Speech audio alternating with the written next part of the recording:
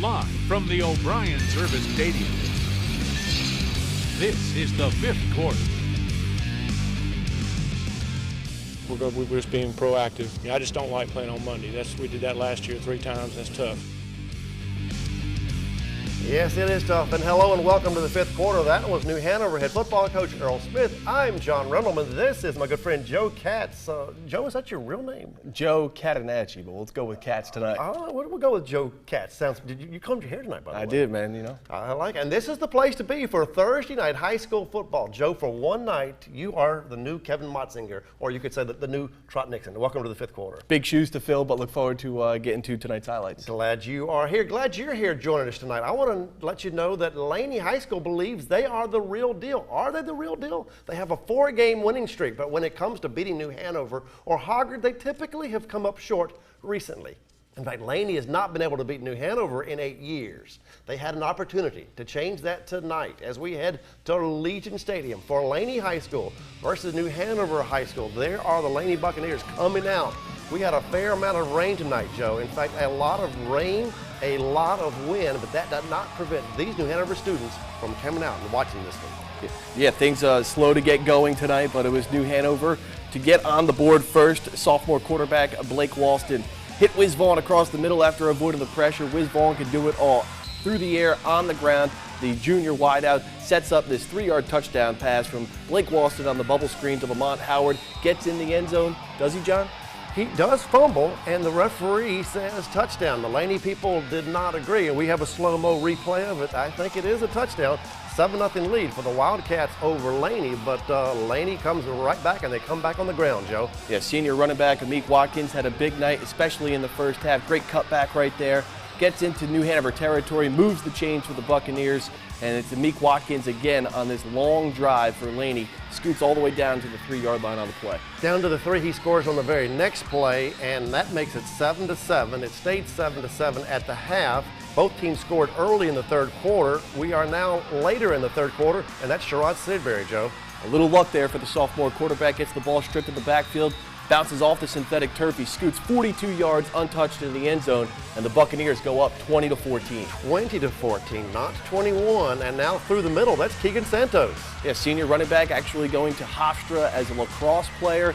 Untouched, up the gut, proves to be the game-tying touchdown and the eventual winning touchdown due to that extra point that was missed. Wesley Gaines hits the field goal for the win. Great second half for the New Hanover Wildcats. What a backbreaker it is for Laney. Bucks fail to score in the fourth quarter. New Hanover holds on. 21-20 is your final score. Joe, it was a wild one. You were there. I was there. What was the difference in this game tonight? Well, big plays and big players come up at big times. Keegan Santos struggled with the run game throughout the course of that first half, and in the second half goes 70 yards on that touchdown run. Huge play for the Wildcats. They continue to roll. They're 2-0 in the conference right now, running on a 3-game winning streak, looking to play a big game against West Brunswick next week. That'll be next week. And right now, we're going to stay in the Mid-Eastern Conference to see 2 teams that have been struggling a little bit recently. It is Ashley versus Topsail, Joe. Ashley definitely got off to a good start tonight up in Hampstead. Yeah, Screaming Eagles have been decimated by injuries. Freddie Thames, a junior running back, scoots around the edge right there. 80-yard touchdown run for the junior, and the Screaming Eagles were ahead early in this ball game, but that did not last, of course, as Topsail was able to come back later in the game. Here's Jacob Reed, the bomb, gets a lot of air under it. Corey Whaley, a transfer from Maryland this year, stretches the field and puts Screaming Eagles in the driving seat. Eagles had a 21-point lead, Joe. Ashley won the first half. Topsail wins not only the second quarter, they win the second half and the game. 28-24 is your final score. What a comeback win for Topsail. The Pirates prevail. Our next stop is Boiling Spring Lakes for West Brunswick and South Brunswick. Joe, you know what that means. I think we're going to see Bubba McCray running the football for the Trojans. Yeah, Anthony Bubba McCray right here, right around the right edge. Easy run here for the senior running back. He had 7 rushes for 118 yards in that first half, including 3 touchdowns. This one right here, pretty highlight reel stuff right here from the senior from Charlotte. Rumbling, bumbling, he won't tumbling go down. across He's the Energizer Bunny. Won't go down. West Brunswick dominates this one. Final score is 46-7. Trojans versus the New Hanover Wildcats next week. All right, let's stay in Brunswick County. It is the East Central Conference opener for North Brunswick. The Scorpions hosted Croatan. Who is this, Joe? Jathan Dayberry, quarterback for the North Brunswick Scorpions, did a great job for the Scorps all night, all season. He sets up this touchdown run by Shaquan Graham, one of the many star athletes from North Brunswick High School, a state track champion along with some of the others, J.C. Smith, Jalen Washington, North Brunswick all over Croatan. All those guys are speedsters. North Brunswick wins 23-12. They win their conference opener, and they'll face Southwest Onslow next week. All right, that's a lot of football, but we are nowhere close to being done. Hurricane Matthew kind of heading our direction. That is still a day or two away, but we do have more football action right after this brief timeout as the fifth quarter on this Thursday night rolls on.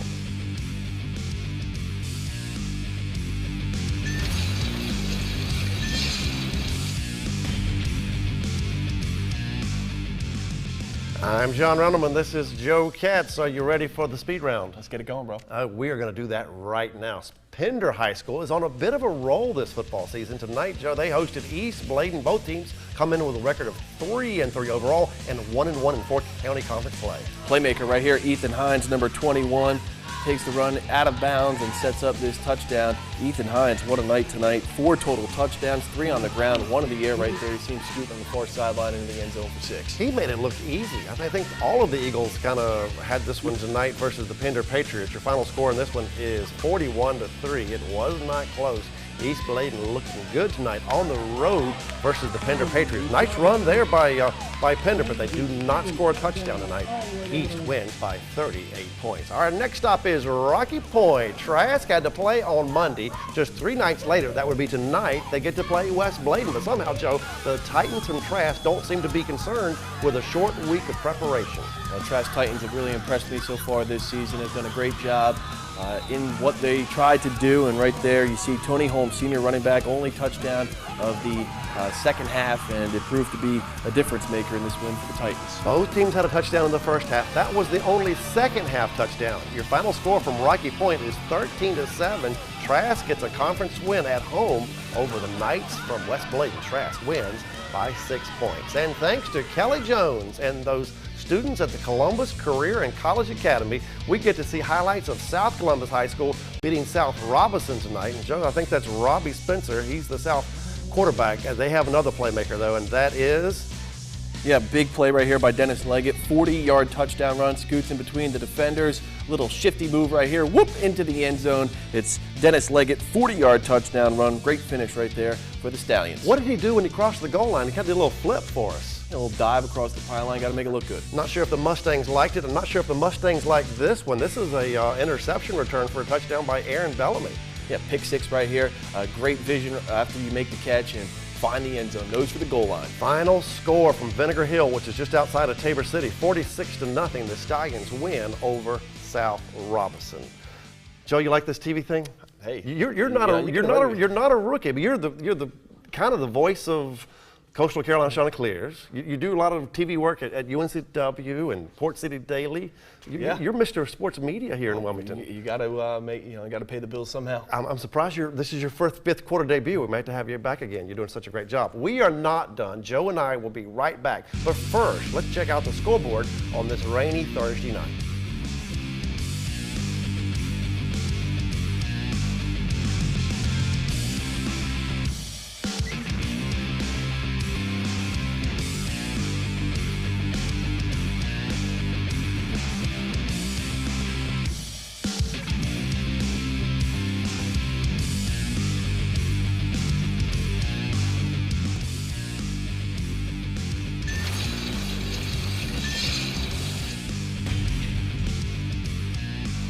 Play of the Week brought to you by Perry's Emporium. For the Perry's Emporium Play of the Week, Joe, we're going to head back to Legion Stadium. This is Keegan Santos going long distance in the fourth quarter against Laney. Yeah, Keegan Santos, a guy that does not get a lot of credit for that New Hanover offense, a high-flying offense that can throw it all over the yard. But Keegan makes a big play in a big situation for the Wildcats. New Hanover needed this play because at the time they were down. Yeah, it's a 6-point game at that time, and New Hanover was moving the football a bit in that second half, and some lanes opened up the middle, and Santos was able to find the vision right there. You see the cutback and makes one move, and he's off to the races. Big Friday next Friday in the Mid-Eastern Conference. It could decide the Mid-Eastern Conference title. West Brunswick, undefeated in league play, will host New Hanover, also undefeated in league play. I haven't seen the stadium in Charlotte packed in a while, but they just might pack it that next Friday, 8 nights from now. Yeah, West Brunswick is riding a 5-game winning streak right now. They got to be feeling really confident heading into this game against New Hanover. They're going to have a grueling stretch over the final 3 weeks of the regular season. This is where they make it or break it here. And the Laney Hoggard game that should be a good one next week as well. Yeah, Hoggard coming off a bye week. Both teams looking to get back in the win column. So we'll see how that plans out on Friday night in Bucktown. Joe, thank you for coming in tonight. Hey, no problem. On the 5th quarter, I love it. Thank you for watching. Joe, you were great. You were great watching us on this Thursday rainy night. And Kevin Motsinger, my good friend Kevin Motsinger, will return for next Friday's 5th quarter. That will be October 14th. Hope to see you then. Good night, everybody, on this Thursday rainy night. Stay dry this weekend.